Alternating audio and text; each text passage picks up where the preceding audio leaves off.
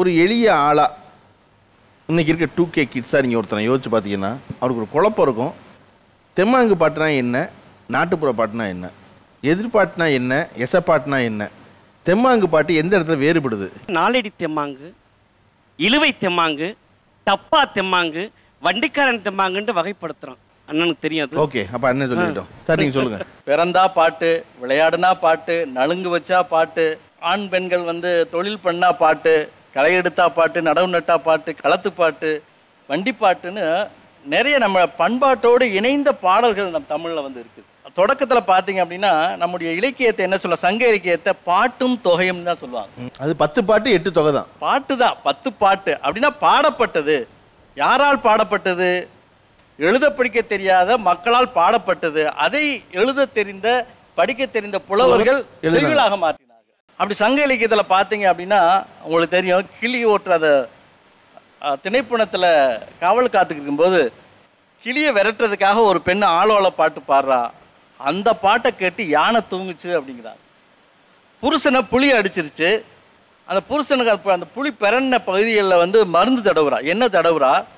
என்ன தடவிக்கிட்டு பாட்டு பாடுறாங்க. அந்த பாட்டுக்கு பேர் கொடிச்சியர் பாடல் அப்படின்னு. இப்போ நீங்கள் வந்து உரலை போட்டு இடித்து ஒரு பாட்டெல்லாம் பாடுனீங்க, அதுக்கு பேர் வள்ளைப்பாட்டு. வள்ளைப்பாட்டா? வள்ளை வள்ளை வள்ளை வள்ளைப்பாட்டு அப்படின்னு நம்ம சங்க இலக்கியத்தில் அந்த வள்ளைப்பாட்டு வந்து இருக்குது.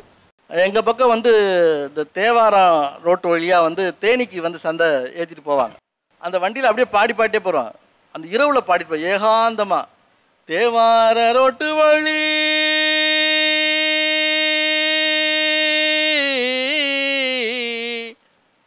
தேனி சந்தை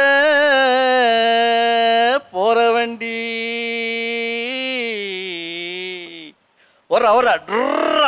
அவர் சொன்னார் நெட்டு தெம்மாங்கன்னு சொன்னார், இழுவத்தெம்மாங்கன்னு சொன்னார். இதை தான் நெட்டு தெம்மாங்க, அந்த இழுவத்தெம்மாங்க அப்படிங்குது. அப்புறம் இன்னொன்று எனக்கு ஆச்சரியமான செய்தி என்ன அப்படின்னா, நம்ம சங்க இலக்கியம் படித்தவங்களுக்கு தெரியும், பகல் குறி இரவு குறின்னு இருக்குது. இந்த பகல் குறி இரவு குறிங்கிற ஒரு கான்செப்டை எங்கேருந்து எடுத்தாங்க அப்படின்னா நாட்டுப்புற பாடலேருந்து தான் எடுத்தாங்க நான் சொல்லுவேன். அதுக்கு ஒரு சின்ன எடுத்துக்காட்டு சொல்லுவேன். காண கரிசலில களையெடுக்கும் சின்ன புள்ள நீல தரிசலில நிக்கட்டுமா போகட்டுமா தந்தன தானதந்தானா அடி தந்தன தானா தானன தானதந்தானா. அந்த பொண்ணு பாடுறா, நிக்க சொன்னா நேரம் செல்லும் போக சொன்னா பொல்லாப்பு, நிக்க சொன்னா நேரம் செல்லும் போக சொன்னா பொல்லாப்பு, நிக்கிறதும் போகிறதும் உங்க விரியும் சொல்ல மாட்டேன். சங்க இலக்கியத்துக்கு முன்னாடி இந்த பாட்டு இருந்திருக்கு, சங்க இலக்கியத்தில் இருந்திருக்கு, இன்னைக்கு வரைக்கும் இருக்கு. அது தமிழோட பெருமை, தமிழ் இசையோட பெருமை.